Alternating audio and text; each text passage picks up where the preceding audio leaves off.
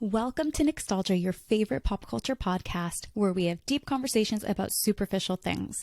I'm Nicole, your host, and each week we unlock core memories from the 90s, 2000s, and beyond while examining the past through a contemporary lens.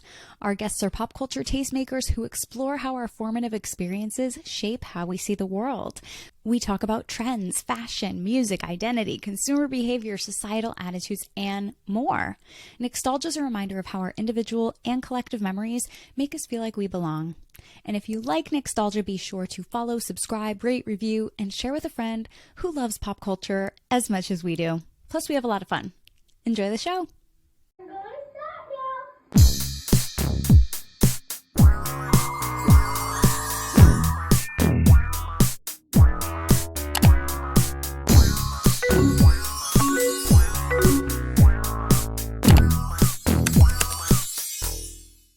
Hello and welcome to this week's episode of Nicstalgia. I'm super excited because I have not one, not two, but three amazing guests with me here today. I know them through I guess we're going to just call it a social club to make it the easiest thing possible, Friends with Benefits. When I got in a few months ago, I joked that because people had always asked, wait, aren't you a part of this group already? And I was like, no, I was in No Strings Attached, the other social DAO. Because if you remember, anybody listening, I'm sure you remember, there were two movies that came out in 2011 at the same exact time, No Strings Attached and Friends with Benefits. I can never remember off the top of my head which one was Ashton Kutcher and which one was Justin Timberlake and Mila Kunis and Natalie Portman, but that's okay. We're here now. So thank you guys for being here. Of course. Thanks for inviting us. Yeah, of course. We are all here because we have a shared interest in how pop culture and art and tech intersect. And I think that's so exciting. Fabiola, you're a net art AI glitter artist. And if you told me when I was a kid that glitter artist could be a job, come on, that's the dream right there. So I want to hear a little bit about how this was kind of the niche that you arrived at within the art world and how you were kind of inspired to pursue this avenue that's super kitschy and super fun. Well, I think I kind of dated my title because I was just like, I don't want to just say that I'm an AI artist, and I don't want to say I'm a new media artist because I'm not only a very serious artist. I like to play with with my art. I try to play with being stupid or being very critical while being stupid, and it's just the glitter part is just I just adopted it digitally because since I was a kid I always loved glitter and just wearing shiny things like now I love velvet. And one of the things that I started working with when I was in college, and I have a painting degree, fine arts degree with a specialty in painting.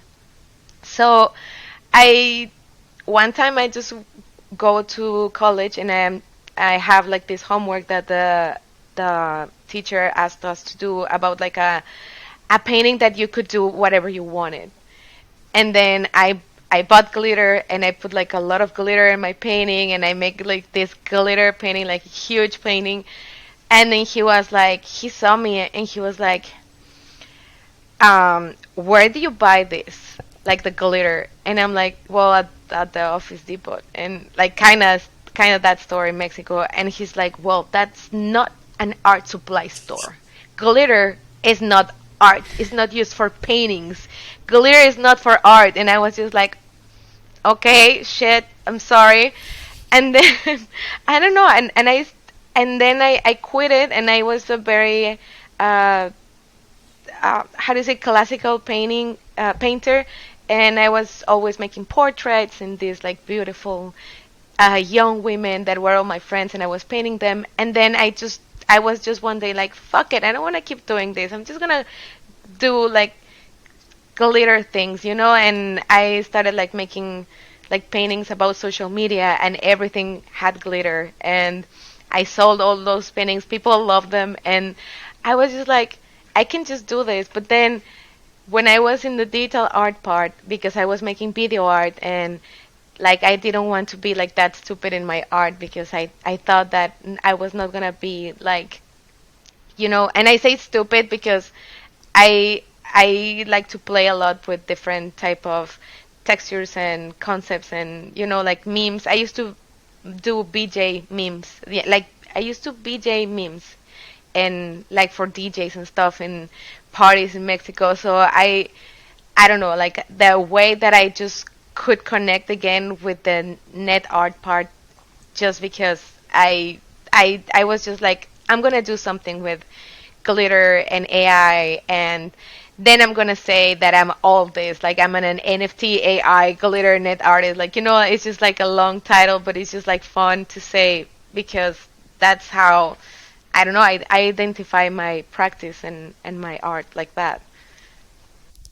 I love that story. And often those, whether it's a professor or someone who's expressed some kind of critique of your work, kind of makes that light bulb go off and be like, actually, no, like I know that this is what I'm meant to do. This is actually what I want to do. And someone else's opinion only makes you stand firmer in your conviction that, like, yeah, this is just my thing. And maybe no one else has done it like this before, but that's totally fine because I'm going to do it my way. I love that. And even we have a shared passion for Dollz, Dollz, and Dollz Mania. I recently sent Fabiola there's a website where there's still a working Dollz creator where you can, drag and drop the little outfits on and everything. And she had used this in a project that she did where it was a critique of kind of like the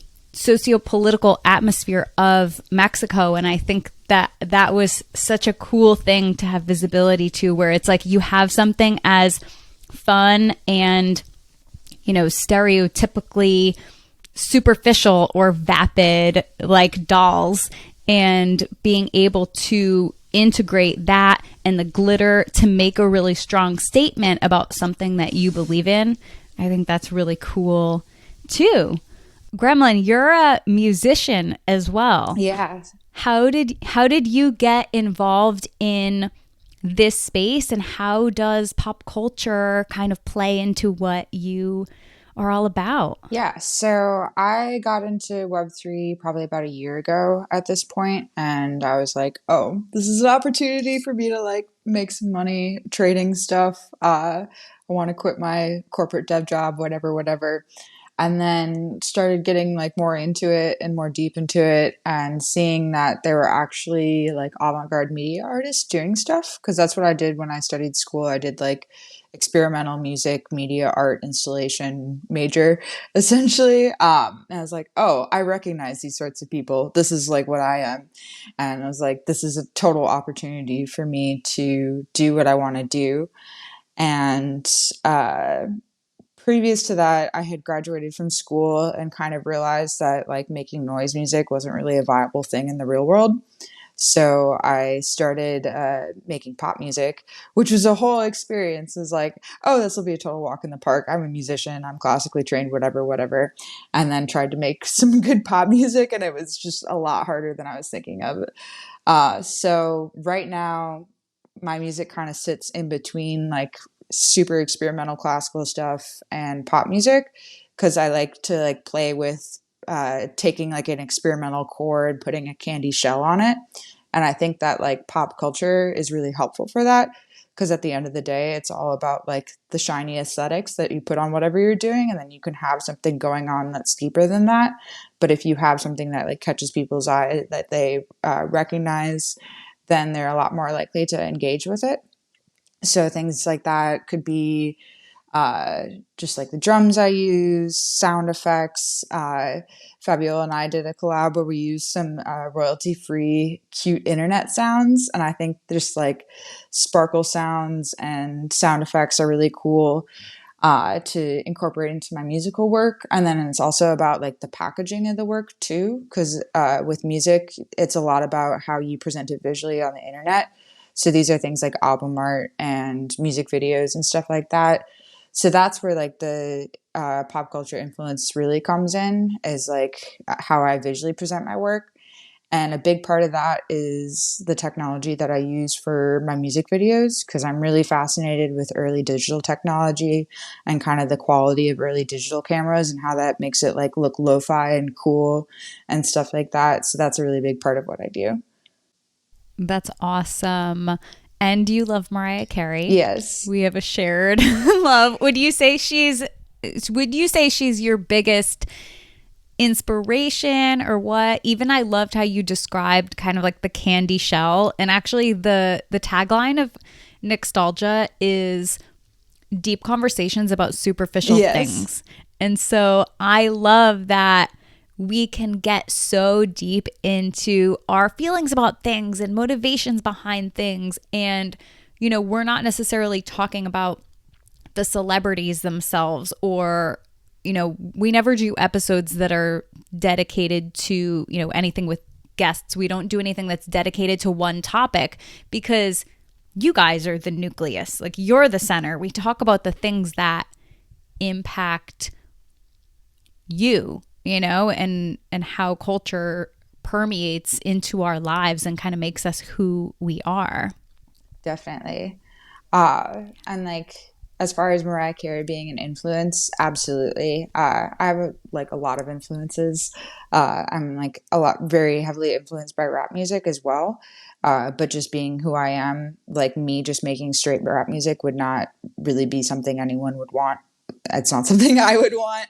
And I think Mariah Carey is just like a really good example of someone, A, who can go over any beat and make it sound good, be someone who like approaches things with just extreme precision and artistry. Like every note that she sings is completely like placed perfectly, and you know that she wanted it to sound exactly like that. And then also see, she's a total class act. Like you'll never see her like down, or like she just always puts on her best face and always like is perform or like comes to perform and comes to like shows up to be the best and be a boss. And I think that she's just a really good role model for what I want to accomplish in music.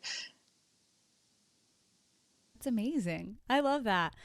Okay, Vivian, I want to talk to you about, first of all, I love your handle. It's Vivian is Vulgar. And I want to talk to you about how you have, from going to being a Tumblr girly to working in tech, what has it been like for you to shape that virtual identity and persona? And since, we've been on the internet for a little while now, how has evolving the persona that you present, or the kind of content you've wanted to make as we've moved from these different social media platforms, and as now we're kind of moving away from web 2 to web 3, what does that journey kind of look like for you? I mean, I would say like I was maybe keeping them separate. Like I think even still like online, I'm kind of weird about being like forthcoming about like where I'm working or what I do for work. And I think that's just kind of like a holdover from when I first started working in tech. Because I like previous to that was just kind of like presenting myself online as like an artist, and I think I really didn't want where I work to influence how people think about my photography, especially because my photography was very much like about my life. And you know, if you have this like bit of information about my life that isn't like included in the work, but you like know about it because I'm online, like how does that shape the narrative that I'm like trying to create? So I feel like I always just kept it very separate, but I think I always felt maybe like, oh, like I'm an artist and I just have like this like corporate day job and like whatever. And I think increasingly I'm almost like, oh, like maybe I'm like not an artist in the way that I thought I was. And I don't know. I think I'm becoming more comfortable with just being like, I'm a tech employee who gives a fuck. Uh, I don't know. Like, I think there Yeah, are a I lot read. of artists, and I don't know if my contribution to the world will necessarily be art. Maybe. It was a I random think your life answer. is art. And I read an article recently that was talking about, remember that recent controversy with Try Guys, the YouTube Mm, guy who made mm-hmm, his wife and his family his whole personality and then mm-hmm, he cheated on his wife. mm-hmm, So this article basically said it's not about the fact that he cheated on his wife that mm-hmm, has people so upset. It's the fact that he has shattered the illusion mm-hmm. that he is not this person who's this family man who's so devoted like everyone thought he was. And Totally. when you kind of break down that fourth wall, Yeah. you are letting people see your life and people might see things that they don't want to see. And there are all kinds of issues there where it's like everyone, if you have a public platform, everyone is still not entitled to Mm-hmm, know everything, mm-hmm, every single detail, every single facet mm-hmm. about your life. And Yeah. I think that is, it's been an interesting evolution. I don't know if you feel the same way too, where it's like there's definitely been different waves of normalcy, I guess, and what's considered something that you would share online versus wouldn't. And I think also as the millennial generation has started having kids, you've seen so many people go from lifestyle and fashion Mm-hmm, influencers to mommy influencers. mm-hmm. And it's just like such a weird phenomenon because we're growing up with the internet in a Yeah. way that we haven't seen before. Yeah, I mean, I feel like I don't know, like at the end of the day, in my opinion, like all of it is a performance. So like maybe during like an earlier part of the internet, we might not have shown like these things that like aren't romanticized or glamorized or like, peak lifestyle content. And now I think to keep things like fresh and to offer different kinds of content, it's like, the types of bloggers or whoever that are popular and kind of like going viral are these people who are more like authentic, but like that authenticity is still like very manufactured. So like elements of my photography that I was making and sharing on Tumblr in like 2013, people would say like, "Oh, your work is so like raw, it's so authentic." And I'm like, it's like very much not though. Like it is this like veil of authenticity. Like it is creating the illusion that you know everything about my life, but you like in reality like don't. It's just like I'm showing you moments that a person, air quotes, might not normally show you, but like that doesn't mean that it's more real or not. It's almost like psyoping you into believing that like it's real, but I don't know. I'm sure you guys have seen like articles about this or like TikTok videos where people are talking about it, but like on Instagram the like photo dump, which is just like instead of posting like here's my perfectly curated life, it's like, oh, here's like a bunch of messy pictures, and it's like, so it's like this perfectly curated array of images that showcase that like you're just like them. And I don't know, I don't, everything we're doing online is a performance. Like it's like a little TV show that you're performing for other people. The fact that other people are looking at it is like, it creates like a level of like falsehood. No, it's interesting too because that made me think of I watched this. There's like a Gen Z vlogger on YouTube who talks about pop culture, and she was talking about industry plants the other day. And it's interesting because now record labels are taking kind of like the bedroom pop aesthetic and applying that to their artists. So it's like this person is like making songs in their bedroom and showing like the behind the scenes and being like, oh, I'm like this cute up and coming person doing this all by myself sort of thing. But in reality, it's record label money coming in and they're being told how to do all this stuff because they're like kind of filtering this aesthetic from like actual DIY artists and stuff like that, and seeing that people see that as genuine and authentic and applying that to their artists to market it better. So it's like now it's really a psyop.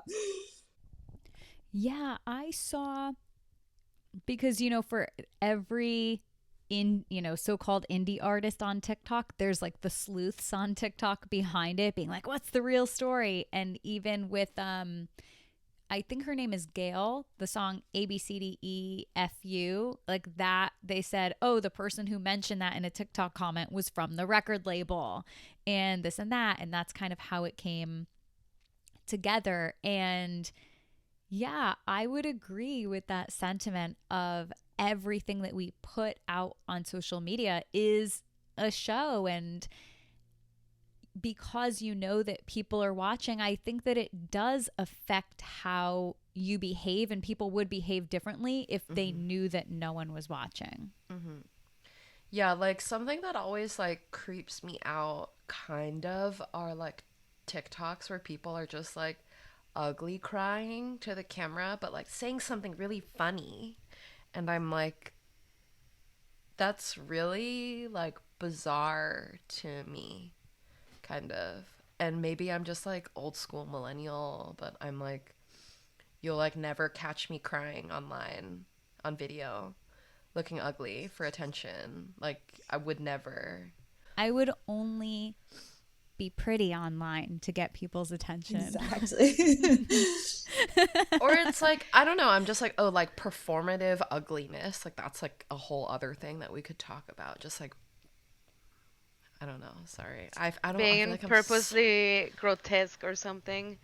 which I also think is like interesting, I guess. Like, I feel like I sound like a hater, but it's actually just like, it's all very interesting. Like, No, how it's totally interesting.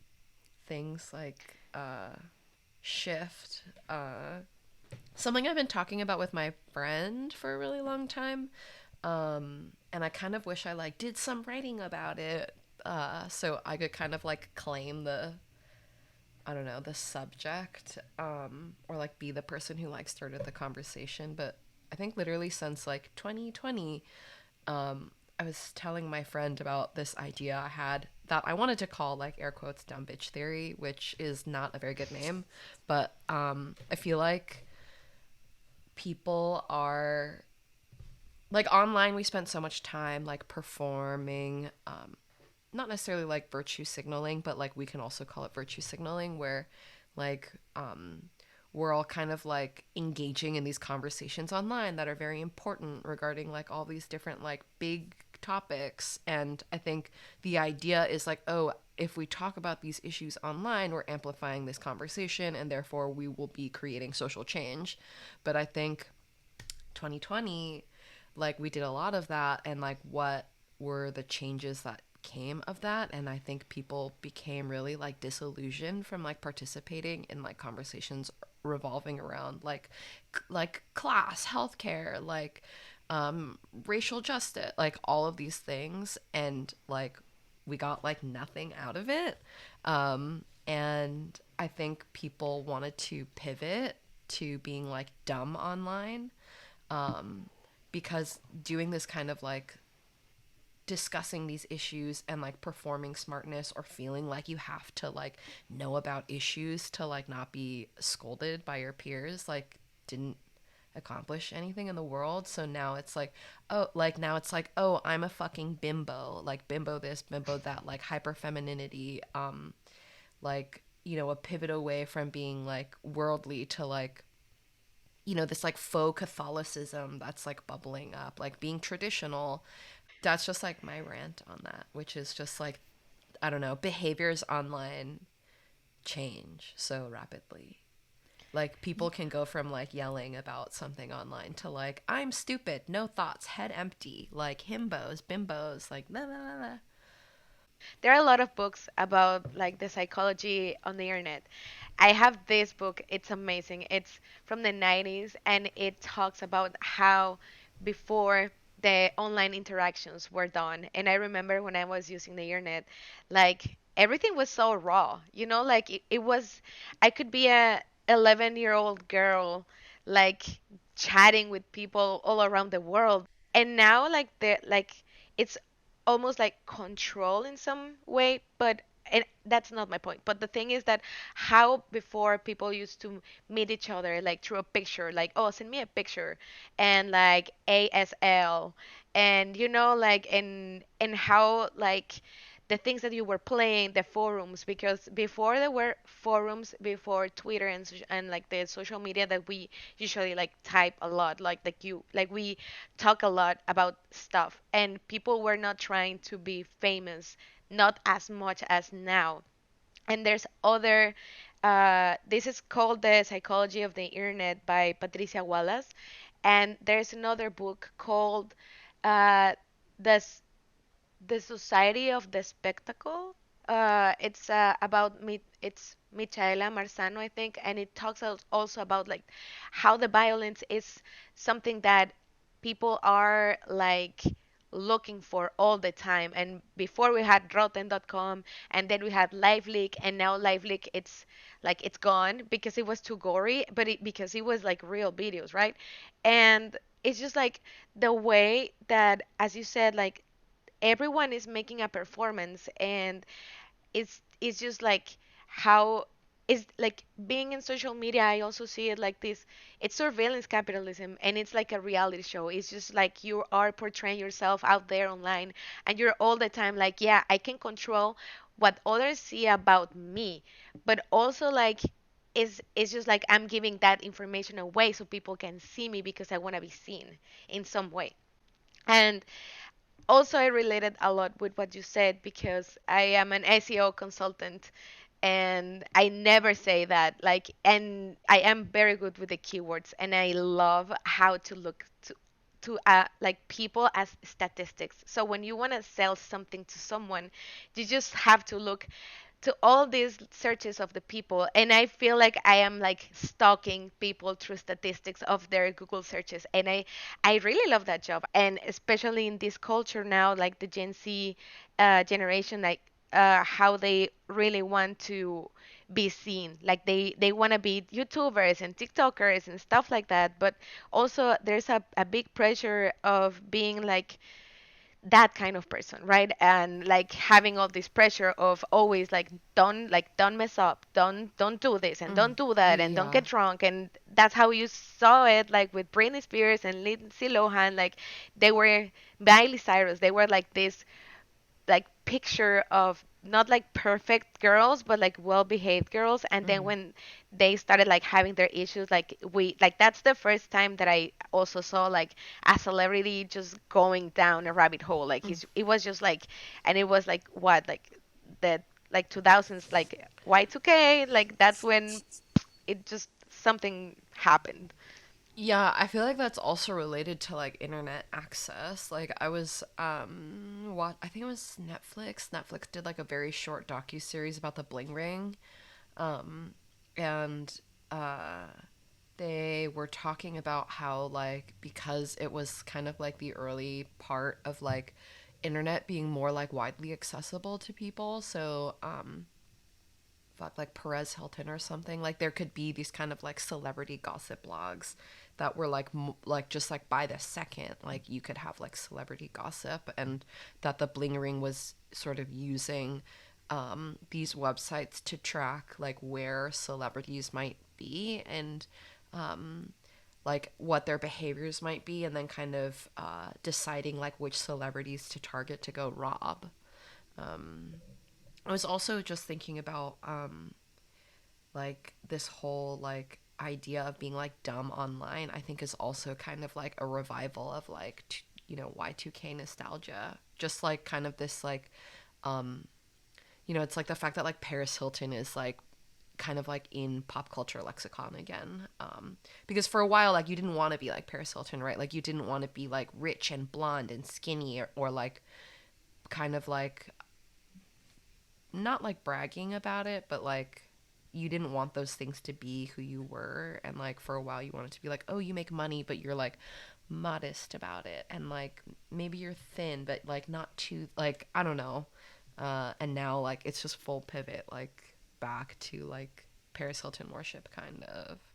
Yeah. Like Britney Spears, like literally all of these celebrities who are in like pop culture dominance right now, it's like interesting that it's like all from that era. I feel like the cool or the interesting thing with Paris Hilton is like her whole thing is that she's actually like pretty intelligent person, but she like puts on this facade Totally. of being like very Hmm. airheady as like a Yeah. performance sort of thing. So it's Yeah. interesting to see that come back in. I'm also interested too, just like what you guys think the impact of like how Instagram content algorithms plays in this, because it's like we're at this point where it's like if you don't put out particular aesthetics, then your stuff just doesn't get seen. And so I feel like there's pressure to Hmm. like present a certain way or like create certain types of content in order for you to like actually exist on the internet. I think that the reason that in the last year or so that I've been able to pull back from having Instagram have such like a chokehold on, I guess, me personally, but really everyone, was my dive into Web3 and in thinking about how new technology could bring us all together, connect us, foster a sense of inclusion and belonging. That was all I ever really kind of hoped for. And I, since being on social media, have always had kind of an outward facing presence, but deeply rejected the influencer moniker. And I lived in downtown Manhattan when everyone was going and taking their pictures for Instagram with professional photographers on my street corner, and you just live in the bubble and you kind of see the disparity between what it is like living in person versus then, the finalized product that you end up seeing when something gets posted online. And I ultimately knew that if I wanted to be an influencer in the Instagram 1.0 era of, 2015, 2016, I would have ultimately had to posture and just be somebody else in a way that there always was some kind of, it was an integrity thing. And I felt like I just want to be me. But at the same time, in that era of Instagram, it's like, why is just being me not quote enough? Yeah. And so finally getting to this point where it's like, you know what? I'm never going to have a bunch of followers, and it's actually okay for that to not be my goal. My goal is to have people continue to send me memes saying, "Hey, this reminded me of you." Or, "Hey, you should talk about this on your podcast." Or, "Oh, hey, I listened to this episode and it was really funny." Or they'll send me a random YouTube video. And Yeah. the way that you're able to realize that, okay, with social media, I can, no matter what this algorithm does, I can know what my personal goal is, which is to feel like I'm connected to people, and people can look to me as somebody who, especially when it comes to pop culture, finally accepting that instead of feeling dumb about academic things or quote smart things, I can feel smart about so-called dumb things. I did an episode a little while ago with my friend Bridget. She runs a meme account called Literal Trash 2004, and it is exactly what it sounds like. And I'm like, we're naming this episode I Am Trash, but I Am Free, because whatever you like, I've really done a lot too to dissect the difference between high culture and low culture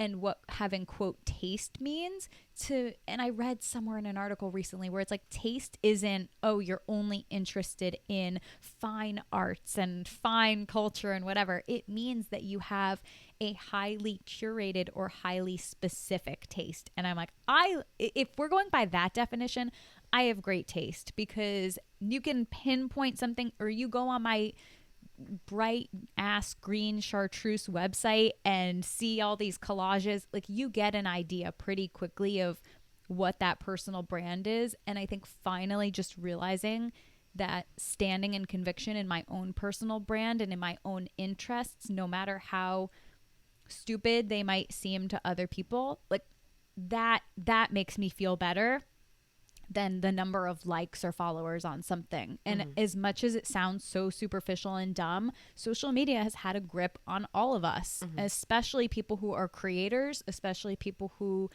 put themselves out there, put out projects, sometimes monetize those projects. It has been a lot of pressure in the past, and now with the idea of my mind already being in the future, I'm sure yours are too. Like, we're in the future already.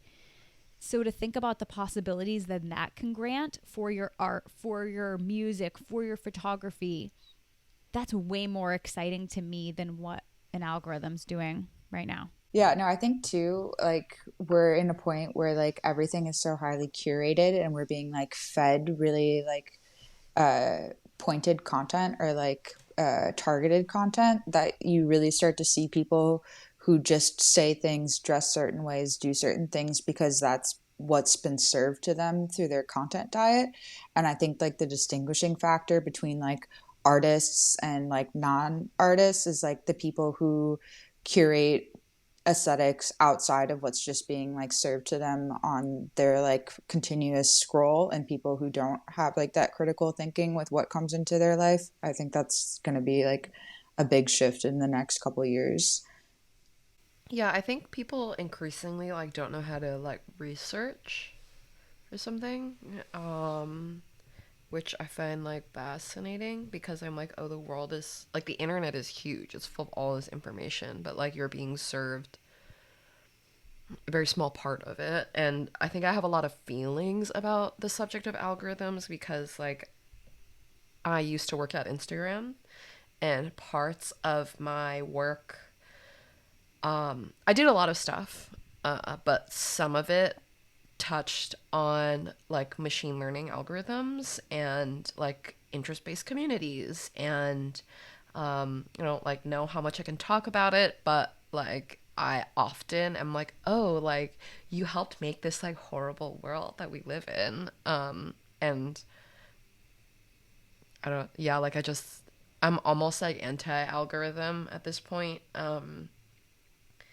because I don't know, I think you should be like, you can be so expensive. Like people are expensive. Like we are multidimensional, and I feel like algorithms keep us very one-dimensional. And in like I feel like algorithms are very like people who are like you liked other things like this, and it's like, well, what if I'm going to be really interested in something extremely different and like people like me haven't had the opportunity to explore that yet? Like how would you know that I wouldn't like that? And it's kind of fun to see like who the internet thinks that I am. Like one of the things that my my husband told me one time is just like it's just that I want to be consumed because of my art, but I don't want to consume other people's shit. So it's just like, and when he told me that, I was just like, I was like, yeah, you're like, you're right, because I don't want to see like everyone like what they're doing all the time or what they're posting, because also that depressed me, and it's just like I try not to engage in nothing on Instagram, TikTok, or Facebook, or just Twitter. And actually, I don't follow also like these big accounts with super, I don't know, like powerful and successful people, right? Because that also like it's inevitable that in my mind I compare myself to them, and it's just like I don't want to feel like this, and I don't want to have that many followers, because that would give me anxiety, like with the things that are happening now to me, and people are talking to me, and I'm going to parties or making these FWB events, and then people are just like coming over to talk to me, and I'm just like in a party I had to hide in a room for like 15 minutes because I was just like so anxious. And every time I'm like, I don't know, in an event, it's just like the anxiety that, like, how social media connects you with other people, and how in real life they manifest, and then they want to talk to you, and it's just like the restroom or just a room feels like the safer place. And that's how I also feel about social media, because sometimes I don't post at all, or I post just stupid things, but like just memes or just a dumb image. It's just like I feel a lot of pressure, like to be intellectual, to be funny, to be pretty, to be smart, to be like innovative, to make new things, and always like with AI, like now you're also pressured. Like if you were pressured before to make content and art, like digital art, because it was easier, That because that's also what my friends used to tell me, like, oh yeah, you don't have to do anything, you just sit on the computer and you make your stuff, like you don't even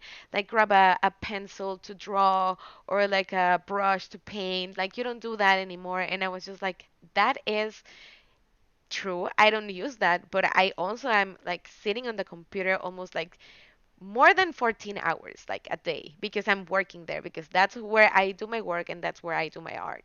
And with the AI art is also like all the time people are like expecting something from you. Like, like every day it's a new post, every day it's a new piece of art because you have to, because it's new and you can do it and you can be like this art machine with AI. And it's also like the pressure of like, am I like enough AI artist? Am I producing enough? Am I selling enough NFTs? Am I like, and it's just like these things all the time, like just like, you know, getting there, and like the pressure of social media and the pressure of the NFTs and the pressure of being an AI artist. I think like right now we're constantly living in this uh, perpetual pressure of being always someone relevant online. I think it's just because like if people are following, you want to be like you feel like you need to work for the fact that they're following you. And it's like Yeah. because it's like, oh, like you follow me, therefore I perform for you, and that is like what we're doing here. And I feel like that's like I think in a way like social media where you don't see like the follow count. So I think about like Tumblr because like public follow counts like wasn't um really a thing, and I think people would kind of treat you more normally than they do now, because now it's like they can see how many people follow you and how many people you follow back, and people like ascribe importance to that. And like I've like I don't know if this ever happened to any of y'all, but like somebody with like a lot of Instagram followers like being mean to you, and I'm just like it was really bizarre that you like think you get to be mean to me because your number is bigger than mine. um or like I've had people be like mean to me because they think that I like don't have a following, and then they see that I have a little bit of a following, and then like suddenly they're nice to me and going like, "Hey baby." And I'm like, "You're so like it's so transparent what you're doing." So what like Fabiola was saying about having to like produce a lot and like put out content regularly, I feel like a big part of that is just like the Web 2 economies of scale. So from like a music standpoint, your main platforms of net worth generation are like Spotify and YouTube streams, which is like the amount of money you make per stream is so inconsequential that like in order to have any sort of impact financially, you have to have like hundreds and thousands of plays. And so it's like a big part of that is you have to put out tons and tons of content, because if you have 100 songs and everybody listens to each song 100 times, that's like way better than if you have 5 songs and people listen to that 1,000 times, sort of situation. And that was like something that really drew me to Web3 in the once I got into it, was that you don't have to have as big of a spread because the audience is really sticky. So it's like you can have like those 5 fans who are just like diehard fans for what you do, and they collect every single piece of work that you do, and you can like sell that at scale in a way that's like financially meaningful. And then you can like start to make more meaningful art and put a little bit more time and care into it. And I think that's something that's really exciting for me.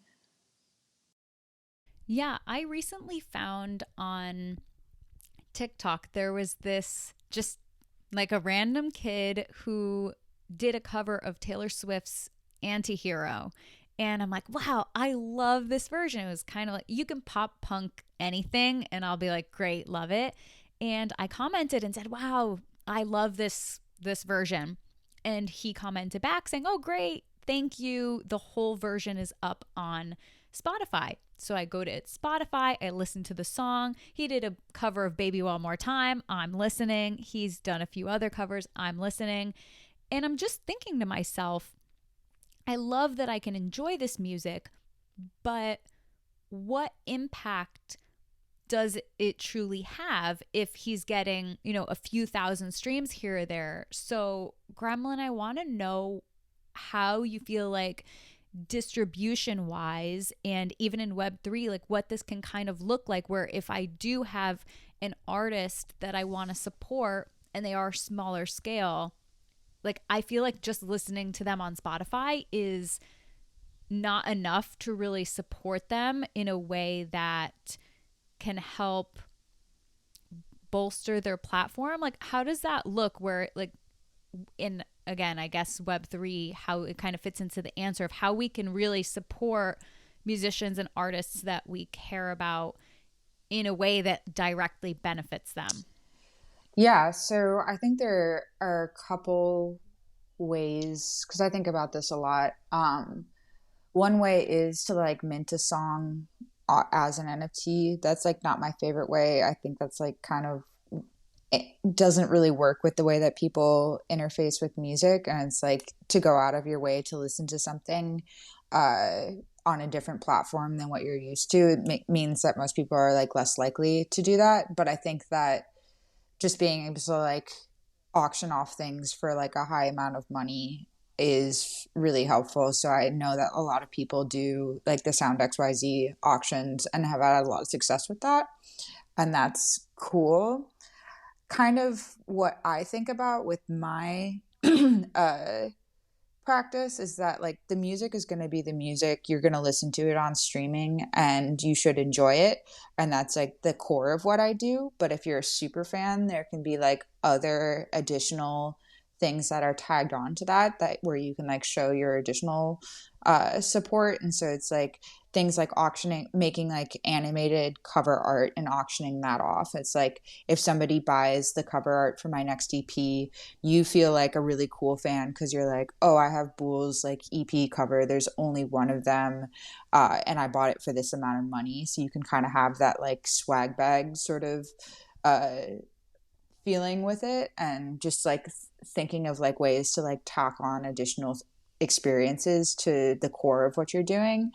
Another thing is, this is like still completely underdeveloped in my mind, and also just like from a technology standpoint. But streaming is a really interesting way of doing that. And I know there are like some services that are starting to do like token gated streaming. So like if you own an NFT by me, you have like more access to me than the average fan would. So it's like you could come on my stream and talk with me and like see the behind the scenes of what I'm doing, and just like finding ways to take these like quote unquote super fan activities and monetize them would be like a way to really support an artist and what they're doing, while also like enjoying their music on a platform that like is just a streaming platform that's like convenient to you. That's kind of my thoughts on it. Yeah, I think a lot about the intersection of fandom and Web3, and how fandom and loyalty will be rewarded going forward. And I have this vision and absolutely no way to execute. If there are any founders who are listening to this who want to do this, great. I picture almost like the inside of a dollhouse, right? And you know, with the dollhouse, you have a bunch of different rooms. And so in the bedroom, you would have a shelf, and it would have all of your different, whether it's the CDs or vinyl covers or like any of those items that you've collected in digital form. You would kind of have a virtual library of those, like how people collect all kinds of merchandise in their bedroom. And then you would have a living room where that would be where like, okay, we're going to have the artist do a performance in the living room, and everybody is going to sit on the floor and listen to this artist play. And I actually did a cast on Farcaster recently that said, okay, who's making the hit clips of Web3? Because I would love to even see a browser where it's like, okay, a music room in the dollhouse where it's like you have the little hit clips mechanism and all of the songs that you've purchased as NFTs. You click a button and it kind of plays them like a hit clip, and therefore normalizes this kind of like fractionalized music listening, where you have one browser where you have almost like a cohesive playlist that you can curate similar to Spotify, but at the same time be able to display it in like a fun and kitschy way to also show support for the artists that you care about. Because if we could listen to hit clips where we only got 30 seconds of one song, I think that there are ways that, just like we've talked about with social media, behaviors and patterns, it's all just about what becomes into the normalcy and you know, whatever is considered socially acceptable way to behave online. And I think that will continue to evolve. We always get to this place where it's like we think we've evolved as much as we're ever going to, and then something happens and kind of like changes everything. Also, I just want to thank you guys for being here today. It was so fun having you. Thanks for having us. Yeah, thanks for having us. Yeah, thanks for having us. Sorry, Very that was intense late. conversation. The thing is, I feel like a lot of us think about these things and maybe don't necessarily have an outlet for it. I think that on social media, because we present what we want to outwardly, sometimes we can feel like we're alone, or like we're in a silo, or like we're in an echo chamber of our own thoughts, and secretly everybody else is kind of thinking the same thing. So I like to be able to have these conversations to be like, okay, we're all kind of feeling this way or that way about something. We're all excited for the future of how technology can unlock certain things for us personally and professionally. And then we're well aware too of any kind of implications or negative or unintended consequences that technology can have on us. So it's very fascinating to explore. Fun. Thank you guys so much. Thank you everyone for listening, and we will see you next time. Bye. Bye. That's a wrap for this week. If you like Nicstalgia, please connect with me on social, subscribe to the Nicstalgia newsletter at nicstalgia.substack.com, and follow, rate, review on your platform of choice. Everything's linked in the show notes, including where to find more about our guest of the week. Thank you so much for your support. And that was this week's episode of Nicstalgia.